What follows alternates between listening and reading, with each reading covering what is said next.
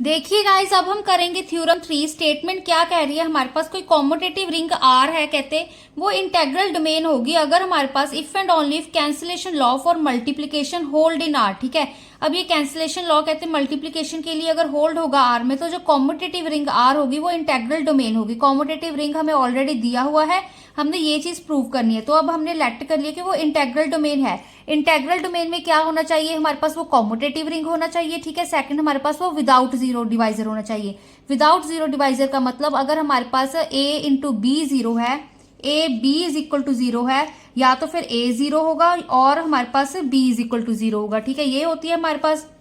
अब इसको हमने यहां पर लेट किया कि आर इंटेग्रल डोमेन है, कैंसिलेशन लॉ होल्ड कराना है, तो हमने लेट कर लिए ए बी सी, तीन एलिमेंट्स लिए आर के, such that A B is equal to A C लिया हमने, एंड ए क्या ले लिया हमने, एक नॉन जीरो एलिमेंट ले लिया। ठीक है, अब A B is equal to A C, हम बी कैंसिलेशन लॉ अप्लाई करना है ना, तो पहले हम लेफ्ट वाला दिखा देंगे। तो लेफ्ट करेंगे तो बी इज इक्वल टू सी आएगा, ये हमारे पास लेफ्ट कैंसिलेशन लॉ होता है हमारे पास। ठीक है, तो यहाँ पर देखो, अब हमने लेट किया कि ए बी ए सी के equal and a non zero है। ठीक है, अब यहाँ पर देखिए क्या किया, अब A B is equal to A C है, तो दोनों तरफ जा तो फिर ए सी को उधर ले जाओ।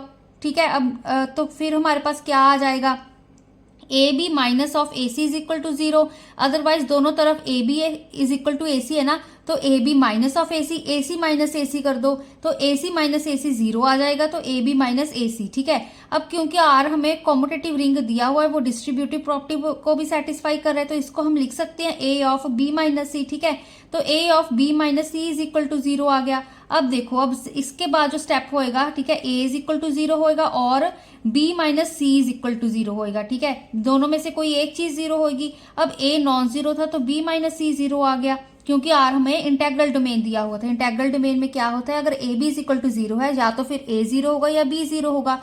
तो यहाँ पर ए नॉन जीरो था, तो हमारे पास जो ये सेकंड टर्म है बी माइनस सी, ये जीरो के इक्वल आ गई, जीरो के इक्वल आ गई, तो बी सी के इक्वल हो गया। ठीक है, तो हमारे पास लेफ्ट कैंसिलेशन लॉ क्या हो गया, प्रूव हो गया।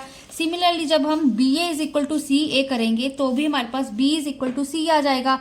ये हमारी राइट कैंसिलेशन लॉ की डेफिनेशन होती है। ठीक है, तो left and right cancellation law हमारे पास प्रूव हो गए, तो cancellation law hold for multiplication in R. ठीक है, कन्वर्सली देखिए, अब हमने लेट कर लिया कि आर हमारा एक कॉम्यूटेटिव रिंग है जिसमें कैंसिलेशन लॉ होल्ड हो रहा है। ठीक है, कॉम्यूटेटिव रिंग ऑलरेडी दिया हुआ था, तो हमने लेट कर लिया कि कैंसिलेशन लॉ होल्ड कर रहा है। अब इसको इंटेग्रल डोमेन दिखाना है, तब कॉम्यूटेटिव रिंग तो वो ऑलरेडी है। ठीक है, विदाउट जीरो डिवाइजर रह गया दिखाना, तो उसके लिए हमने लेट किया कि ए बी हमारे पास दो एलिमेंट्स है आर के, such that A into B zero है एंड ए है जो हमारा वो नॉन जीरो है। ठीक है, अब हम क्या प्रूव कर देंगे कि जो बी है वो हमारा जीरो के इक्वल है, तो वो इंटेग्रल डोमेन बन जाएगा। यही डेफिनेशन होती है ना इंटेग्रल डोमेन की। यहाँ पर देखो, हमारे पास A B is equal to zero, either A zero होगा या बी जीरो होगा। ठीक है, तो ए हम नॉन जीरो लेके चल पड़े, हम बी को जीरो दिखा देंगे। तो इन्होंने क्या किया, A B is equal to zero था ना, तो अब देखो ए जीरो को हम ए ऑफ जीरो लिख सकते हैं ना। अब हमने फर्स्ट थ्योरम करी थी, ठीक है, उसमें प्रॉपर्टी थी ना, तो A zero is equal to zero is equal to zero A. ठीक है, ये चीज होती है ना हमारे पास, तो हम जीरो को ए जीरो हम लिख सकते हैं। ठीक है, जीरो लिख दे तो लेफ्ट कैंसिलेशन लॉ अप्लाई कर दिए, लेफ्ट में ए था, इधर भी लेफ्ट में ए था, दोनों कैंसिल हो गए, तो B is equal to zero आ गया। ठीक है, तो R has no zero divisor and hence R is an integral domain. ठीक है, यही चीज होती है, ए भी हमारा जीरो के इक्वल था। ठीक है, ए को हमने नॉन जीरो ले लिया, तो हमने बी को जीरो दिखाना, तो वो आ गया। तो आर क्या बन गया हमारे पास, विदाउट जीरो डिवाइजर, मतलब R has no zero divisor, तो वो क्या बन गया हमारे पास, इंटेग्रल डोमेन। ठीक है, तो यही हमारी थ्योरम थी।